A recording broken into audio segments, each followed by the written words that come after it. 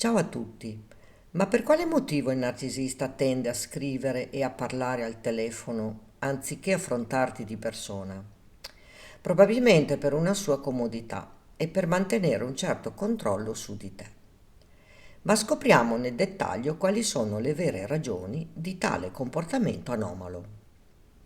Avrai notato che intrattenere una conversazione diretta con il narciso è praticamente impossibile, poiché tende a ricadere sempre e solo nei suoi giochetti manipolatori, come ad esempio farti sentire in colpa per qualsiasi cosa tu dica, mettendo in atto il gaslighting, chiudendosi nel classico silenzio punitivo, insomma, ricorrendo ad una serie infinita di astuzie pur di non darti delle risposte concrete. Infatti, se ci pensi bene, utilizzare la scrittura per comunicare permette di ponderare con molta calma su ciò che si desidera esprimere, avendo così la possibilità di scegliere con cura le parole più adatte, con lo scopo di dare un'ottima immagine di sé.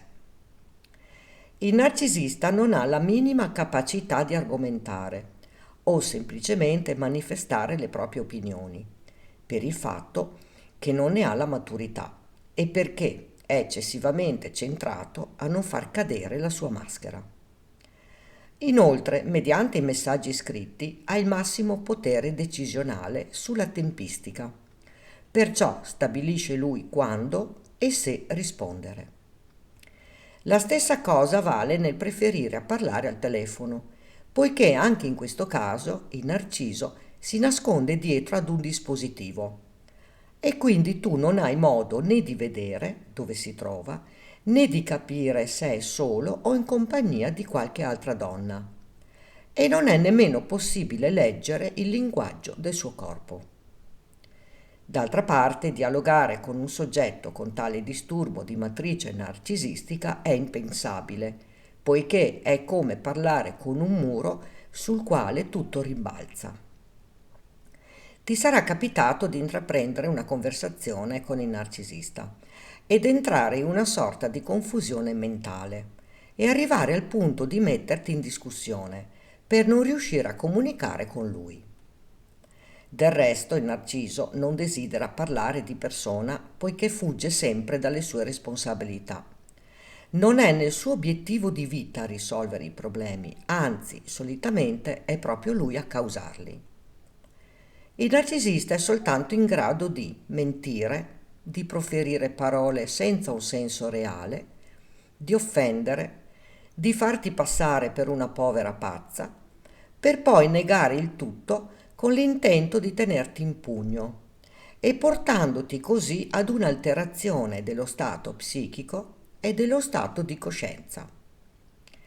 Ed ecco scattare in te la dissonanza cognitiva che ti provocherà sensi di colpa, insicurezza, senso di angoscia, nervosismo, imbarazzo, senso di rabbia, disgusto, inadeguatezza, ansia, stress emotivo e fisico, senso di malessere generale, disagio.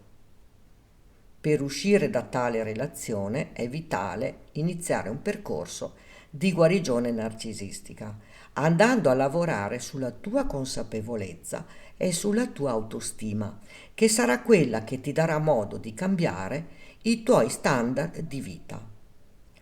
Più alta è la tua autostima e più alti saranno i tuoi standard. Ma c'è un'altra cosa molto importante che tu devi assolutamente fare, ovvero non prenderla più sul personale, perché se ci pensi bene, come è possibile relazionarsi e parlare delle problematiche degli adulti con un bambino piccolo e pretendere pure delle risposte valide?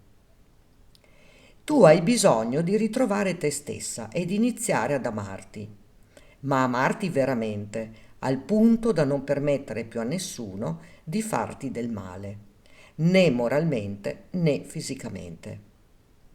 Hai pieno diritto di essere coccolata da una persona adulta e autentica ed empatica esattamente come te.